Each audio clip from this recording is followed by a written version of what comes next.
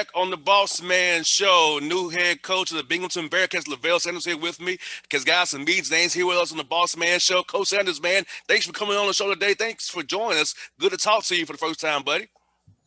Appreciate you having me on. Appreciate you having me on. I'm excited. I like that Atlanta hat too.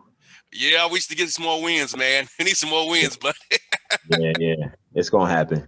Yes, indeed. Well, tell me this, Coach Sanders. How did it make you feel when the university came to you and said we want to make you interim head coach after they moved on from Coach Dempsey? So you getting the call from the university. They really must believe in you. You've been there for a few years. Tell us how that made you feel when they said, Coach Sanders, we believe in you. We want you to take this program over next year and build it the best way you can going forward. Yeah, it was. It was a kind of emotional roller coaster. Because when everything happened, of course, in order for me to get this position, somebody had to finish, right? So Coach Dempsey gave me the opportunity to get on his staff, and I'm grateful for that. So as I said, when they were telling me that they weren't going to renew his contract, and if I wanted to take over the position, I was pretty excited. A lot of people try to work a lot of years and try to get in this position and don't have opportunity. And for me to be back, in the U.S. for 2 years and get this opportunity, I'm definitely appreciative for that. So I was excited. I was super excited. I'm still excited. But when the initial talk on Sunday was, I was a little bit shocked because I wasn't really expecting it. But definitely excited for the opportunity. Most definitely. You've been a head coach over there in Europe, so it's not like it's your first rodeo being a head coach. It's your first time being a college head coach, dealing with all those NCAA regulations and rules you have to abide by. So for you, seeing Coach Dempsey running on this program the last few years, so how prepared are you in your mind to be the head man here going forward? Because I know you've been a coach, you definitely aspire to be a head coach once again. So watching how Coach did his thing, so what things you take from him as you move on in this role you have right now? Yeah, I mean, it's definitely a lot different being a head coach. That you have so much more responsibilities. Coach Dempsey did a really good job of running the program. I mean, we have top-notch student athletes in our program, right? We have a fan base that's excited. He did a good job of helping and engaging the fan base.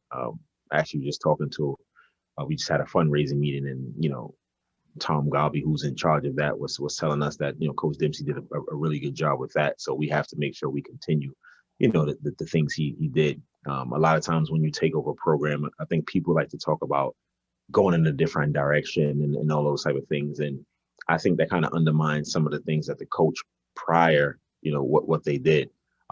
So we want to kind of continue to build on the things he did, but I think every coach, if you put 10 coaches in the room, probably all 10 coaches will have different ideas, different styles of play.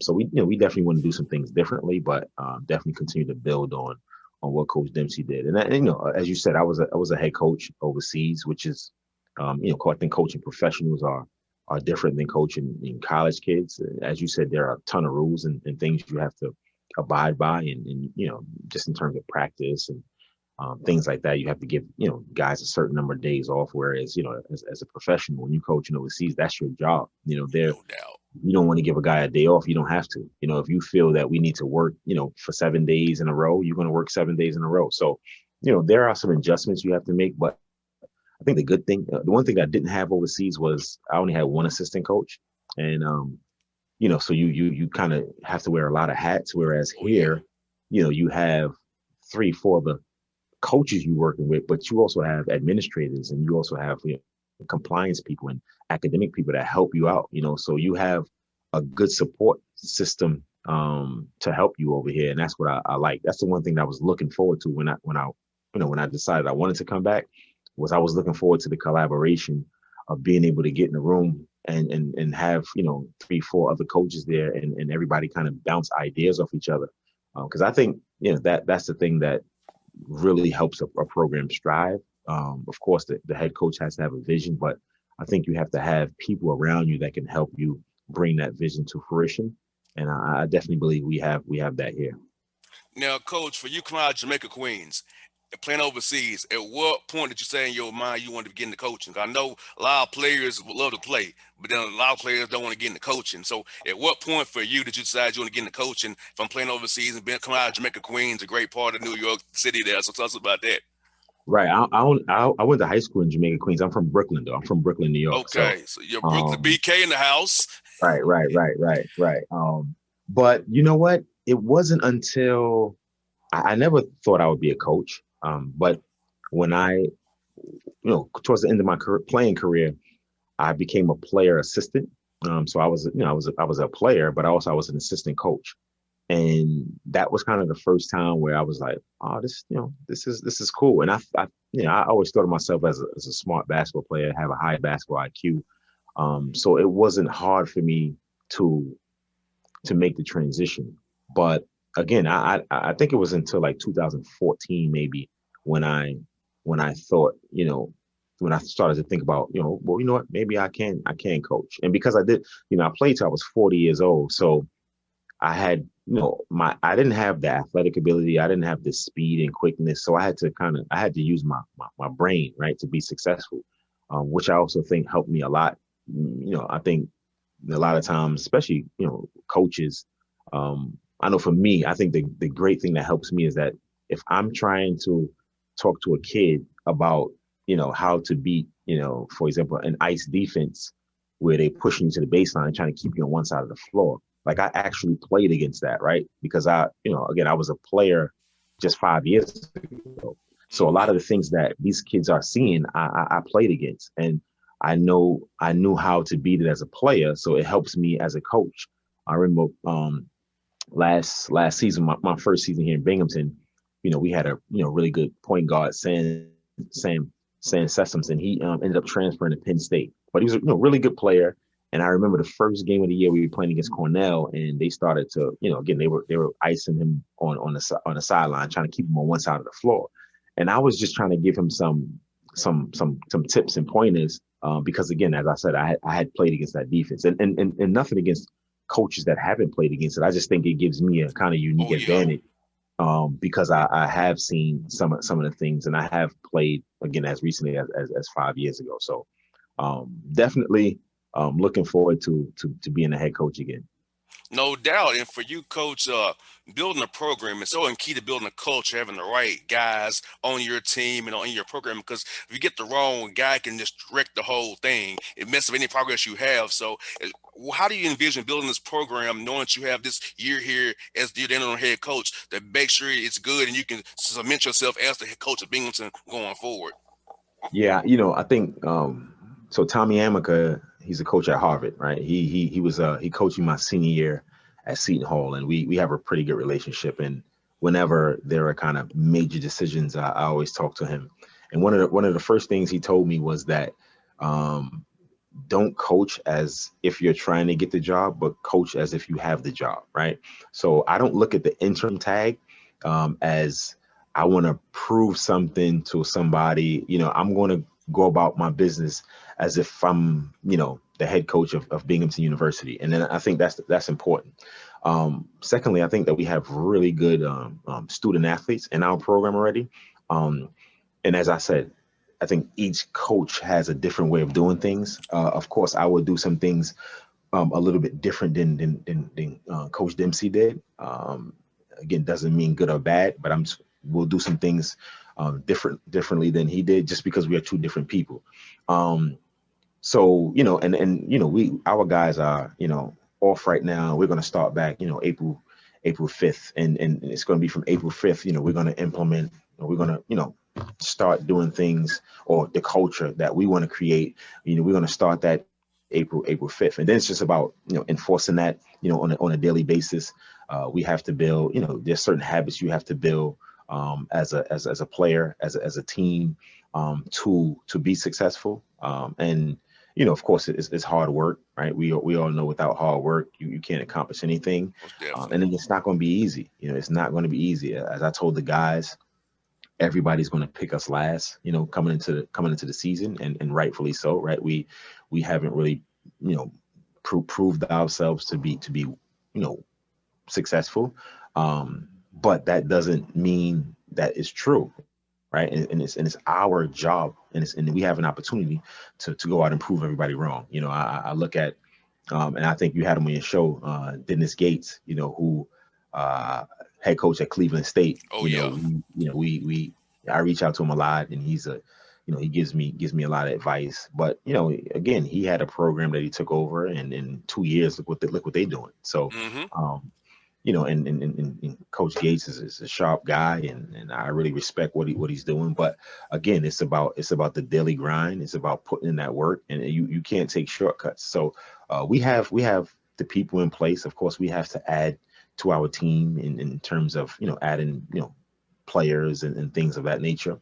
But again, as you said, you have to have a vision. You have to have a culture to kind of reinforce that vision, and then after that, it's about implementing that. It's about enforcing that, and it's about, again, the daily grind of just wanting to be better day by day. You got that right, coach. And like I say, even with my insurance here, it's about being accountable. I know it's a radio show. I'm doing the hosting, but hey, things you got to do behind the scenes, they got to hold you accountable to. If you want to be good in this business, I've been in this business for 10 years. You have to do it a certain way to make it work for you. So I'm saying thing here, coach. These young interns here from these schools around Atlanta, man, I got to teach them, hey, this how you get hit in this business. You can't do it half doing it. You half make it, you get half to pay. Trust and believe that. Right, right, and I also think that I'm big on not just the players have to develop and get better, but I'm also everybody in the program, right? Like Yes. coaches, different departments. Like we all have to get better, right? We all have to want to seek information. We also have to, we can't think we know everything, and that's me. I don't think I know everything. I'm very open to different ideas. I've played for a lot of coaches who were that way. That you kind of talk about that kind of that growth mindset. So I played for a lot of coaches that were that way, and welcomed feedback, and I'm gonna be the same way. And if we do that, I think we can grow together as a university. Again, as I said, just talking to Tom today, and got a lot of great ideas from him. And again, it's about how you can make this better, how you can make that better. But again, it's all a process of getting better, right? You can always get better. I don't care what are you doing. I don't care how successful you are. You can always Yes. improve, right? So that's what we have to have that mindset that we want to be hungry to improve and get better. Most definitely, and coach, it's so paramount because when you strive to be the best and try to get better every day, you will get better. Like in your business, get better by winning games. For me, it's getting the biggest guest possible, and also controlling the narrative as well. Because I don't want to be told who I can and cannot talk to. See, if I worked somewhere else, they would tell me I can't talk to you because you're not local to Atlanta. But guess what? Right, I own my own thing. I do my own what I want to. Guess what? I can talk to Levell Sanders when I want to. Dennis Gates when right. I want to. Leonard Hamilton when I want to. And not have to ask somebody, a GM, can I do it?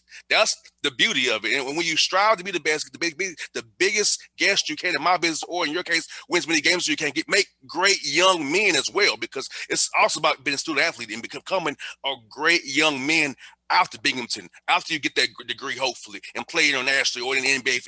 If that's your path, becoming a great human being in our society, which is also very important as coach for me growing in terms of you growing young college basketball players into men.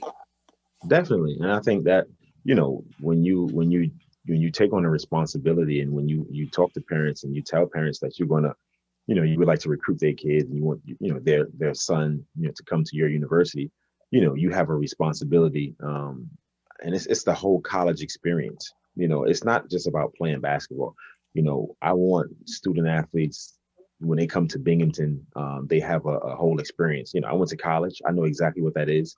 You want to be able to be a well-rounded, after you leave school, because I always, for me, I went to Seton Hall University, but I had an opportunity to go to Princeton coming out of high school.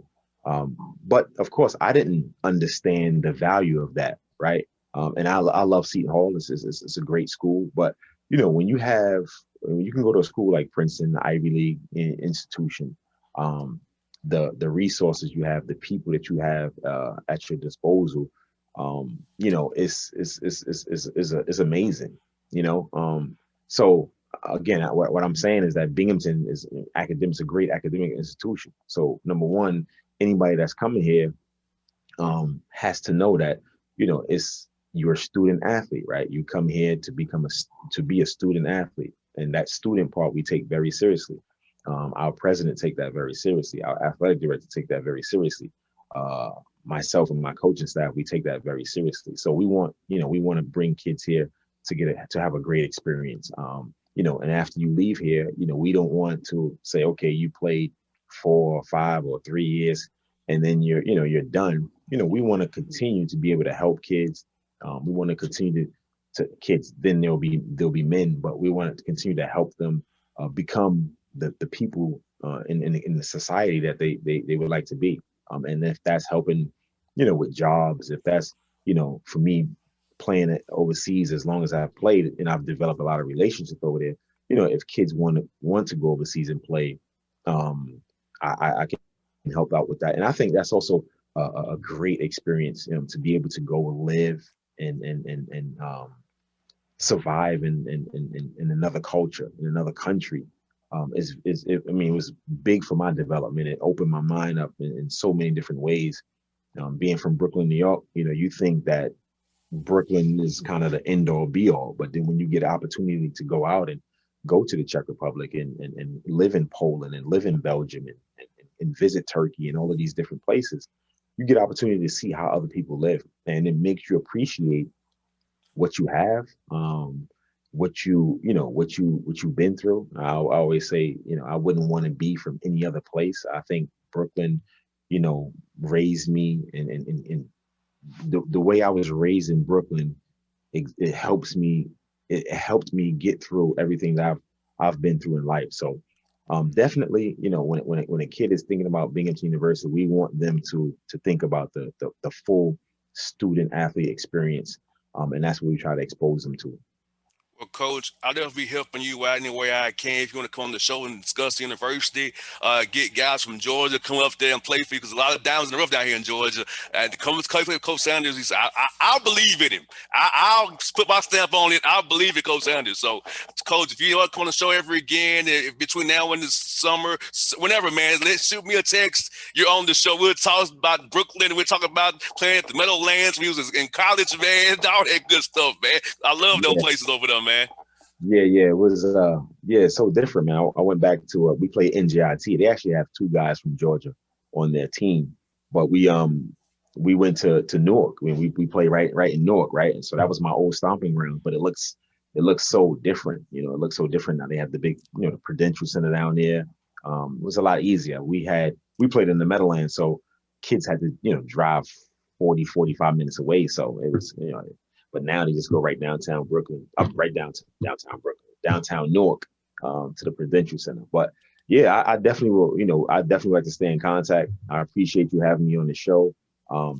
It's good for me to be able to do these type of things, because it gives me an opportunity to let people know who I am, let people know about our university. And I was talking to our coaches just this morning, and we're talking about building our brand, right? We need to build our brand. So as you said, we can tap into the Georgia market. We can tap into the South, and of course, the Northeast is kind of where we do a lot of our recruiting. But hey, my mother lives in Georgia, or she lived in Georgia. I got family in Georgia. I got family in North Carolina. So I would like to take some trips down there to recruit and see people. So I definitely appreciate the opportunity to be on the show, man. And hey, when you come down to Georgia, I got you. We go get some Taco Max, we go get some seafood. We go get whatever you like, Coach. At ATL, I know where to take you, man. And Coach, my job here for me is I want to give Black coaches an opportunity to be heard in here in Atlanta. My platform is about giving you all a platform, because you don't get talked to. Only something bad happens, you win a tournament game, and that's all they talk to you. I want to talk to you on a random day in March or random day in July about your program, how workouts are going, because all that matters. Because if you don't get covered, nobody ever know who you are, what you got building. So I want people to know about Binghamton. I want any Black head coach. I'm trying to give y'all a platform on this show. Someone come on the show, that's their prerogative. But hey, those who do, I love you all, and I support you all. I'll do everything I can for you all to help you all. Use this platform, use this show, promote stuff, promote your tweets. I'll do everything I can to help you guys, because that's my way of serving you guys, giving back to the community by helping you all. Appreciate it. I appreciate it. And likewise, I mean, anything I can do within the NCAA rules to help, I'm all for it. And again, as I said, I definitely will be reaching out to you because again, those opportunities. Again, as you said, we need those opportunities to promote our universities, to promote what we have going on, and we do have a lot. I think we do have a lot to offer up here in Binghamton. And again, it might not be a school that a lot of people know about right now, but we have plans on changing that. Again, it's start with the hard work. So I appreciate it. Thanks for the opportunity. Anytime, Coach. Coach, you be safe, man. Talk to you real soon, buddy. Take care. All right now.